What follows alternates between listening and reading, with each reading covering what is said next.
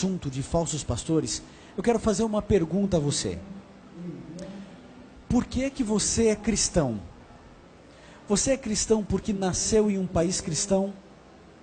Se você tivesse nascido, por exemplo, na Índia, será que você não seria hinduísta? Talvez você fosse budista. Aliás, são 6 os grandes grupos de religiões do mundo.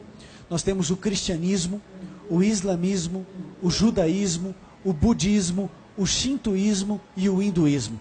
São os 6 grandes grupos e talvez pudesse acrescentar um 7º grupo que já conta com mais de 1 bilhão de adeptos, que são aqueles que dizem que não tem nenhuma religião e não creem em nenhum tipo de divindade. 6 ou 7 grandes grupos de pessoas espalhadas ao redor do mundo. Agora, o que faz de você um budista, um shintoísta, um hinduísta ou um cristão?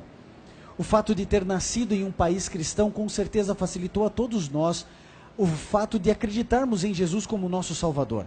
Mas a pergunta continua. Se você tivesse nascido em um país do Oriente, será que você de fato seria um cristão como é hoje? A sua convicção a respeito do cristianismo, ela extrapola o lugar onde você nasceu? E vou para outra pergunta. A pergunta é a seguinte. Dentro do cristianismo existem mais de 34 mil denominações. Todas elas afirmam ter a verdade. Todas elas. Cada uma delas. E a minha pergunta é, você frequenta alguma dessas igrejas? Se você é cristão, uma dessas igrejas você frequenta. Todas afirmam de ter a verdade, todos os pastores afirmam ser ungidos por Deus. Agora, como saber onde está a verdade? O fato é que Cristo Jesus, e nós vamos ver isso através de vários textos na Bíblia, nos advertiu não só de falsos profetas, mas também de falsos pastores. A minha pergunta é, como detectar pela Bíblia que o indivíduo é um falso profeta, ou um falso pastor, ou um verdadeiro pastor? A gente precisa ter isso no coração e na mente. Vamos começar com o primeiro texto bíblico. Se você tem sua Bíblia, pode abri-la no livro de 1 Timóteo. Vamos abrir ali, 1 Timóteo 4, no verso 1. Lá no finalzinho da Bíblia, nós vamos encontrar 1 Timóteo, capítulo 4, verso 1.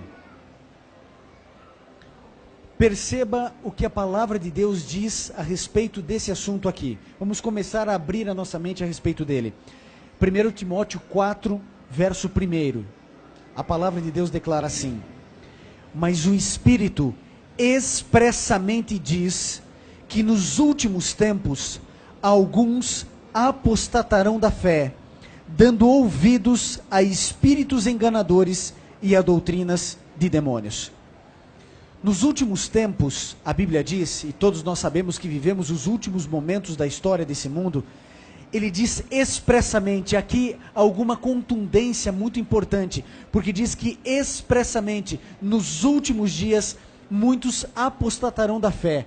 Agora, é possível o indivíduo se apostatar da fé dentro de uma igreja? Claro que é. É simples. Se uma denominação surge e ela ensina meia verdade, ela está apostatando da fé, ela está se separando da fé genuína, do evangelho bíblico.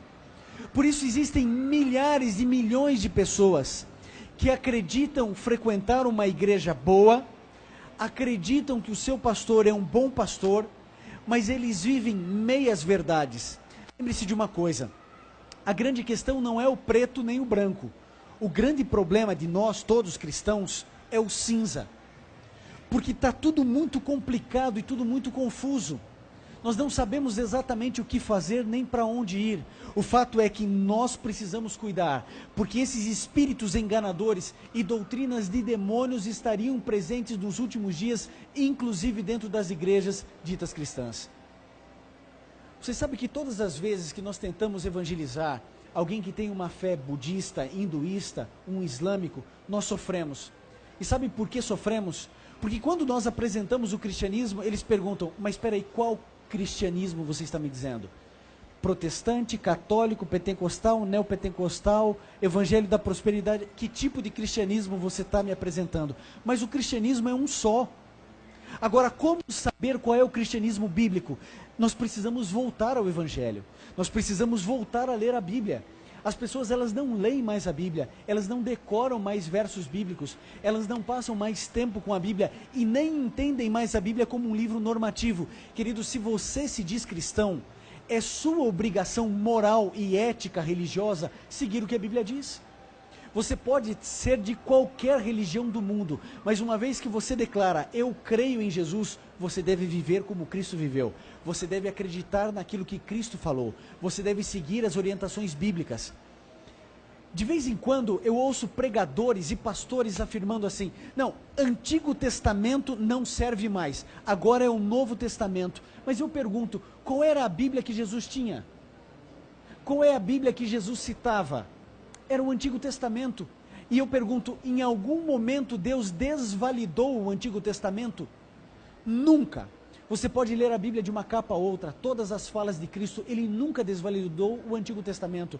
Pelo contrário, em Mateus 5,17 ele declara assim, não penseis que vim abrogar ou destruir a lei ou os profetas.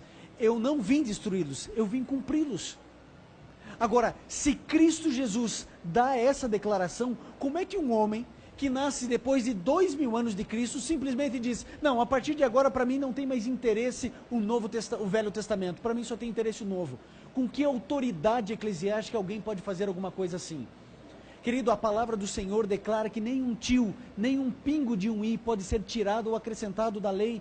Nada pode ser alterado na palavra do Senhor. Como o indivíduo diz que o Antigo Testamento não serve mais? Agora é óbvio, tanto o Antigo Testamento quanto o Novo Testamento, eles têm o mesmo valor de inspiração, porque foi o mesmo Espírito Santo que conduziu tudo.